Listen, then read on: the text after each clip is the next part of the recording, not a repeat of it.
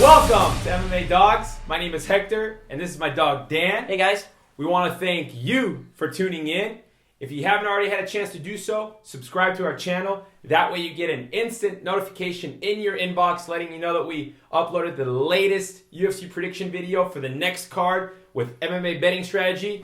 Dan? Please check out our website also, MMAdogs.com. That's MMADAWGS.com. There we have our proven track record, our betting strategy, and also other helpful links, including our podcast, which can be found on iTunes. Don't forget to subscribe. UFC 158, Jake Ellenberger versus Nate Marquardt. Now, before we dive into the prediction, let's take a look at their last two fights. So, first, Ellenberger. He most recently won a decision over Jay Heron. And in his fight before that, he lost via knockout to Martin Kampmann. And then for Nate Marquardt, most recently, he lost a decision to Tarek Saffiedine, and in his fight before that, he knocked out Tyrone Woodley. So let's talk about Nate Marquardt first.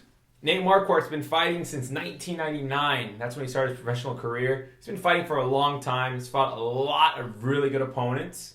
So he's very well-rounded and also experienced. He's got just about everything. Now, in 2008 and 2009, that's when he had his best run, in my opinion. He went through Damian Maia, just some really good guys, but in his quest to get the title shot, he was stopped by Chael Sonnen. So close to getting another shot at Anderson Silva, but didn't do enough. So, and now he's taking this fight on short notice.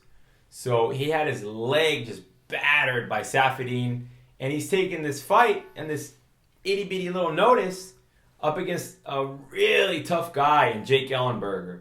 So Jake Ellenberger, really, really good wrestler, really strong wrestling with knockout power. So a lot like Johnny Hendricks, wrestler with knockout power. He's got 17 of his 28 wins via knockout.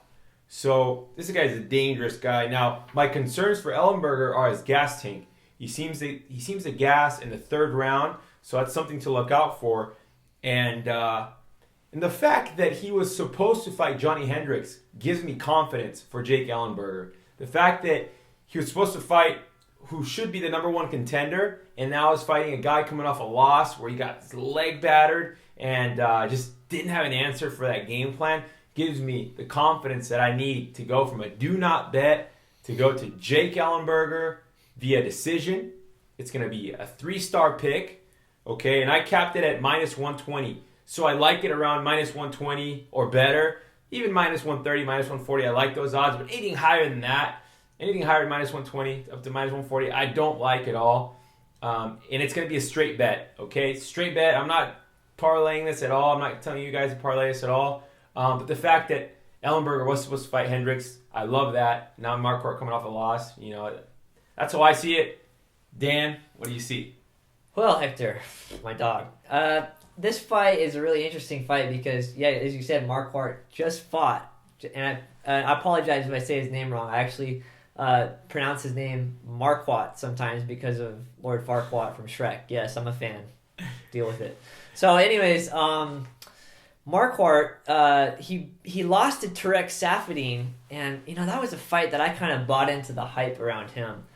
He looked good, or he beat Tyrone Woodley, but he didn't absolutely look dominant like early in that fight. So I'm really concerned that might be an issue. Like he might be on a slope right now. He might have that might have been his last epic finish or last epic win or something.